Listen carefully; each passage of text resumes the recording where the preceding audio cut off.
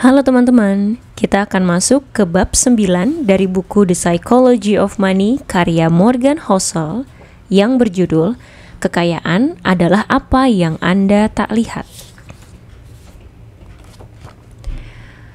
Uang punya banyak ironi. Berikut satu yang penting.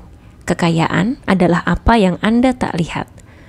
Waktu saya bekerja sebagai valet pada pertengahan 2000-an di Los Angeles, tampilan harta diutamakan di atas segalanya kecuali oksigen. Jika melihat Ferrari, Anda barangkali secara intuitif menganggap pemiliknya kaya, bahkan jika Anda tak memperhatikan dia. Namun ketika saya mengenal beberapa di antara mereka, saya menyadari bahwa tak selalu demikian adanya. Banyak yang cuma sukses sedikit saja, dan sebagian besar gajinya habis untuk mobil. Saya ingat seseorang bernama Roger. Dia kira-kira seumur saya. Saya tak tahu apa pekerjaan Roger. Namun dia mengendarai Porsche yang cukup membuat orang beranggapan macam-macam. Kemudian pada suatu hari Roger datang dengan Honda tua. Minggu berikutnya dan berikutnya lagi juga begitu. Apa yang terjadi dengan Porsche-mu? Saya tanya. Porsche Roger ditarik karena dia tak bayar kredit mobil, katanya. Dia tak malu sama sekali. Dia menjawab dengan biasa saja. Tiap anggapan yang mungkin muncul mengenai dia itu keliru. Los Angeles penuh orang semacam Roger. Seseorang yang mengendarai mobil berharga $100.000 boleh jadi kaya. Namun, satu-satunya data yang Anda punya mengenai kekayaannya adalah bahwa uangnya berkurang $100.000 sesudah dia membeli mobil atau utangnya bertambah $100.000. Itu saja yang Anda ketahui mengenai dia. Kita cenderung menilai kekayaan berdasarkan apa yang kita lihat, karena itulah informasi yang tersedia di depan kita. Kita tak bisa melihat rekening bank orang atau catatan utangnya. Jadi, kita mengandalkan tampilan luar untuk menakar keberhasilan finansial. Mobil, rumah, foto Instagram. Kapitalisme modern membangun industri dari membantu orang berpura-pura sampai jadi sungguhan. Namun kebenarannya adalah bahwa kekayaan merupakan apa yang tak terlihat.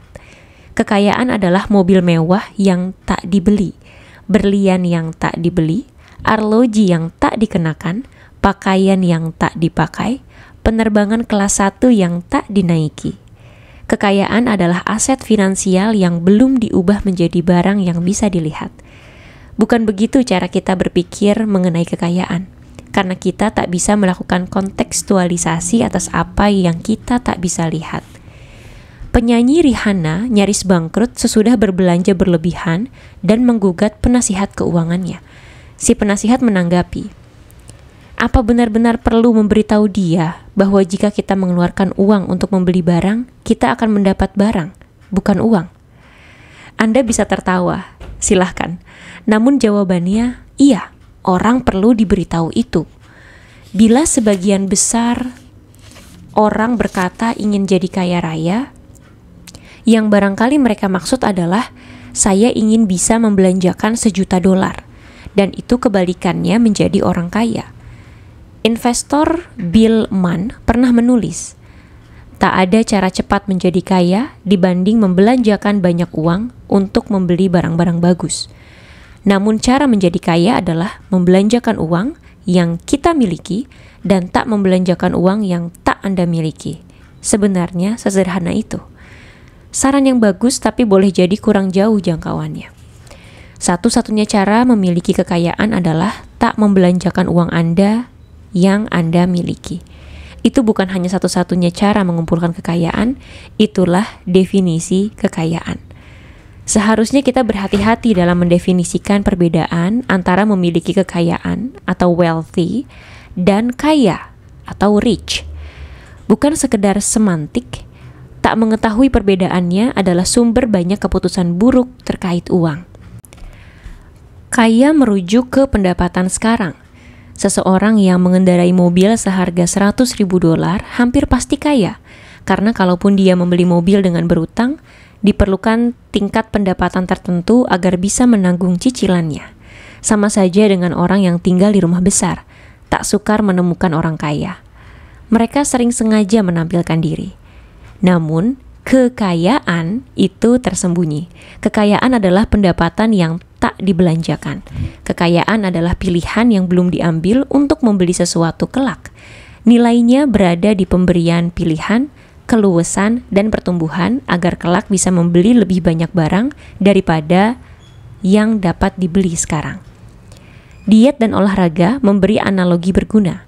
Menurunkan berat badan itu terkenal sukar, bahkan bagi mereka yang berolahraga dengan giat. Dalam buku The Body, Bill Bryson menjelaskan mengapa. Satu penelitian di Amerika menemukan bahwa orang melebih-lebihkan jumlah kalori yang dibakar ketika berolahraga sampai 4 kali lipat. Mereka juga kemudian mengonsumsi kalori rata-rata 2 kali jumlah yang baru dibakar. Faktanya, kita bisa dengan cepat menghilangkan efek gerak badan dengan makan banyak, dan sebagian besar kita melakukan itu. Berolahraga ibarat orang kaya. Anda berpikir, saya sudah berolahraga dan sekarang saya berhak makan besar. Kekayaan adalah menolak makan besar dan benar-benar membakar kalori, sukar, dan memerlukan kendali diri. Namun itu menciptakan kesenjangan antara apa yang dapat Anda lakukan dan apa yang Anda pilih untuk lakukan seiring waktu. Masalah bagi kebanyakan kita adalah lebih mudah menemukan teladan kaya, lebih sukar menemukan pemilik kekayaan karena berdasarkan definisi, keberhasilan mereka lebih tersembunyi. Tentu saja ada pemilik kekayaan yang membelanjakan banyak uang untuk membeli barang.